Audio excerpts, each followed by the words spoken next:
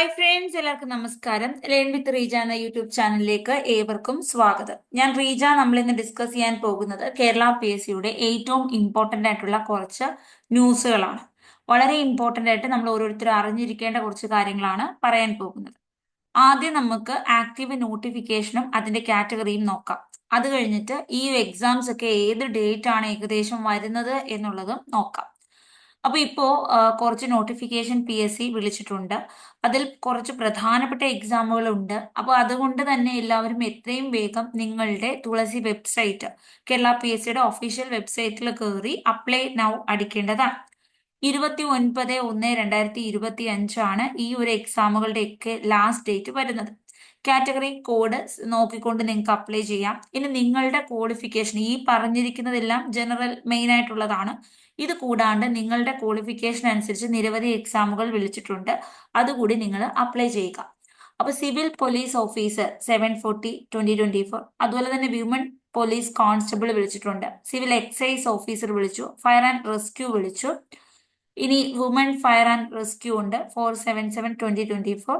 Police constable വിളിച്ചിട്ടുണ്ട്. അതുപോലെ sub inspector of police വിളിച്ചു. Armed police sub inspector. ഇതൊക്കെയാണ് യൂണിഫോം തസ്തികയിൽ ഇപ്പോൾ വിളിച്ചിരിക്കുന്ന പോസ്റ്റുകൾ. യൂണിഫോം തസ്തിക ആഗ്രഹിക്കുന്ന ഒരുപാട് പേരുണ്ട്. അപ്പൊ അവർക്ക് വേണ്ടിയിട്ടുള്ള മികച്ച ഒരു അവസരമാണിത്. നിങ്ങൾക്ക് CPO ഉണ്ട്, SI ഉണ്ട്, സിവിൽ എക്സൈസ് ഓഫീസർ ഉണ്ട്, ഫയർ ആൻഡ് റെസ്ക്യൂ ഉണ്ട്, ഇപ്പൊ ആംഡ് പോലീസ് സബ് ഇൻസ്പെക്ടർ ഉണ്ട്. നിരവധി അവസരങ്ങൾ നിങ്ങൾക്ക് മുൻപിലുണ്ട്.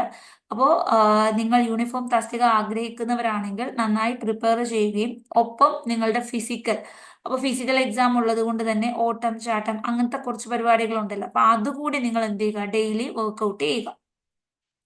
ഇനി ഡിഗ്രി ലെവൽ എക്സാമുകാർക്കുള്ള ഡിഗ്രി ലെവൽ പരീക്ഷ പ്രതീക്ഷയോടെ കാത്തിരിക്കുന്നവർക്കുള്ള ഏറ്റവും കിടിലൻ എക്സാമാണ് സെക്രട്ടേറിയറ്റ് അസിസ്റ്റന്റ്.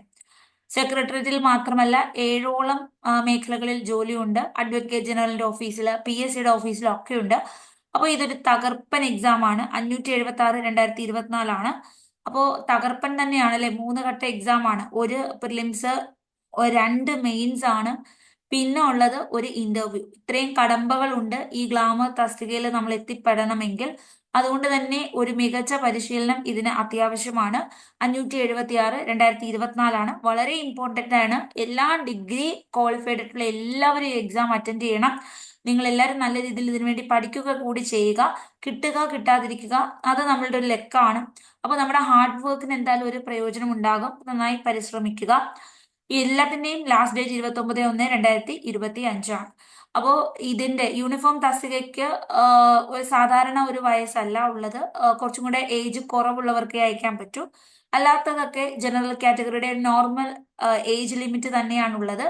അപ്പൊ ഇനി ഇതിന്റെ എല്ലാം സെപ്പറേറ്റ് നോട്ടിഫിക്കേഷൻ, അതിന്റെ ക്വാളിഫിക്കേഷൻ ഒക്കെ പറഞ്ഞിട്ടുണ്ട്. അടുത്തത് അസിസ്റ്റന്റ് സെയിൽസ്മാൻ ആണ്. SSLC യോഗ്യതക്കാർക്കുള്ള ഏറ്റവും മികച്ചൊരു എക്സാം ആണിത്. 527/2024 ASM പോസ്റ്റ്. Divisional accountant 724/2024. ഇനി ജൂനിയർ ഹെൽത്ത് ഇൻസ്പെക്ടർ ഉണ്ട്, ഗ്രേഡ് 2 ആണ്. മികച്ച ഒരു എക്സാം ആണ്. അതും അപ്ലൈ ചെയ്തിട്ടില്ലാത്തവർ, നിങ്ങൾക്ക് ക്വാളിഫിക്കേഷൻ ഓക്കെ ആണെങ്കിൽ എത്രയും വേഗം അപ്ലൈ ചെയ്യുക. 2025 നടക്കാൻ പോകുന്ന പ്രധാന പരീക്ഷകളും അതിന്റെ ഏകദേശ പരീക്ഷാ ഡേറ്റുകളുമാണ് ഇനി നമ്മൾ നോക്കുന്നത്. ആദ്യം തന്നെ ഇപ്പൊ സെക്രട്ടേറിയറ്റ് OA, ഈ OA എക്സാംസ് ഇപ്പോൾ നടന്നുകൊണ്ടിരിക്കുകയാണ്. സെക്രട്ടേറിയറ്റ് ഓഫീസിലേക്കുള്ള OAയുടെ എക്സാംസ് ഇപ്പോൾ നടന്നുകൊണ്ടിരിക്കുകയാണ്. അപ്പൊ അതിന്റെ മെയിൻസ് എക്സാം 2025 മാർച്ച് മെയ് മാസങ്ങളിൽ കാണും. Mains exam March or May ഇതിനുള്ളിലാണ് കാണുന്നത്. ഒരു ടെന്റേറ്റീവ് ഡേറ്റ് ആണ് നമ്മൾ പറഞ്ഞുകൊണ്ടിരിക്കുന്നത്. ലബോറട്ടറി അസിസ്റ്റൻസിന്റെ മെയിൻസ് എക്സാമും 2025 മാർച്ച് മെയ്യിൽ ഉണ്ടാകും. സെക്രട്ടറി അസിസ്റ്റന്റ് പ്രിലിംസ് മെയ് ജൂലൈയിലാണ് 2025 കാണുക. Secretary assistant mains prelims May July ആണെങ്കിൽ മെയിൻസ് എക്സാം ഓഗസ്റ്റ് ഒക്ടോബർ. കണ്ടോ, അധികം സമയമില്ല പഠിക്കാൻ. അതുകൊണ്ട് തന്നെ ഇപ്പോൾ തന്നെ മെയിൻസിന് പ്രിപ്പയർ ചെയ്തേ പറ്റൂ. ഓഗസ്റ്റ് ഒക്ടോബർ രണ്ടിന്റെയും സിലബസ് ഒക്കെ തന്നിട്ടുണ്ട്. സിലബസ് നമ്മൾ ഇട്ടിട്ടുണ്ട്. മെയിൻസിന്റെ സെപ്പറേറ്റ് സിലബസ്, അതുപോലെ പ്രിലിംസിന്റെ സാധാ ജനറൽ പ്രിലിംസ്, ഡിഗ്രി പ്രിലിംസിന്റെ സിലബസ് തന്നെയാണ്. മെയിൻസിന്റെ സെക്കൻഡ് പാർട്ടിലാണ് ഡിഫറൻസ് വരുന്നത്. അത് നമ്മൾ പ്രത്യേകം വീഡിയോ ചെയ്തിട്ടുണ്ട്, അത് കാണാം. ഇനി SI police sub inspector prelims May ജൂലൈയിലായിരിക്കും. അതുപോലെ തന്നെ മെയിൻസ് എക്സാം ഇതിന്റെ ഓഗസ്റ്റ് ഒക്ടോബർ മാസങ്ങളിലായിരിക്കും. മെയിൻസ് എപ്പോഴും ഒരു എക്സാമേ ഉള്ളൂ. പ്രിലിംസ് പക്ഷേ ഘട്ടം ഘട്ടങ്ങളായിട്ട് നടക്കും. സിവിൽ എക്സൈസ് ഓഫീസർ അതിന്റെ ഒരു എക്സാം നടക്കാൻ പോകുന്നത് മെയ് ജൂലൈ ആണ്. ഇനി civil police officer June August ആണ്. കണ്ടോ, ഇതിനൊന്നും പ്രിലിംസ് ഇല്ല, നേരിട്ട് ഒരൊറ്റ എക്സാം ആണ്. ഇനി police India reserve battalion regular June August മാസങ്ങളിൽ നടക്കുന്നു. Fire and rescue officer June August ആണ്. ഫയർ വുമണും ജൂൺ ഓഗസ്റ്റ് ആണ്. അപ്പൊ ഇതിനൊന്നും പ്രിലിംസ് വരുന്നില്ല, അതുകൊണ്ടാണ് ഒറ്റ എക്സാംസ് ആയിട്ട് പറഞ്ഞേക്കുന്നത്. ചില എക്സാമുകൾക്ക് പ്രിലിംസ് വരുന്നുണ്ട്, മെയിൻസ് വരുന്നുണ്ട്, സെപ്പറേറ്റ് ആയിട്ട് ഡേറ്റുകൾ പറയുന്നുണ്ട്, പ്രിലിംസ് എക്സാം, മെയിൻസ് എക്സാം എന്ന് പറഞ്ഞിട്ട്. അസിസ്റ്റന്റ് സെയിൽസ്മാന്റെ മെയിൻസ് എക്സാം നടക്കാൻ പോകുന്നത് 2025 ഓഗസ്റ്റ് ആണ്. ഡിവിഷണൽ അക്കൗണ്ടന്റിന് പ്രിലിംസ് ഉണ്ട്, മെയിൻസ് ഉണ്ട്. മെയ് ജൂലൈയും ഓഗസ്റ്റ് ഒക്ടോബർ മാസങ്ങളിലുമാണ്. ഇനി 10th ലെവലിന്റെ പ്രിലിംസ് എക്സാം, അടുത്ത പ്രിലിംസ്, ഇപ്പോൾ ഒരു പ്രിലിംസ് നടന്നു, ഇനി അടുത്ത കുറച്ച് 10th ലെവൽ കാറ്റഗറിക്ക് വേണ്ടി പ്രിലിംസ് എക്സാം ഒക്ടോബർ ഡിസംബറിൽ നടക്കും. അതുപോലെ ഈ 10th ലെവലിന്റെ മെയിൻസ് എക്സാം കൂടി ഓർക്കുക, 2026 മെയ് ജൂലൈയിലായിരിക്കും. ഈ പ്രിലിംസ് കഴിഞ്ഞാൽ മെയ് ജൂലൈയിലായിരിക്കും.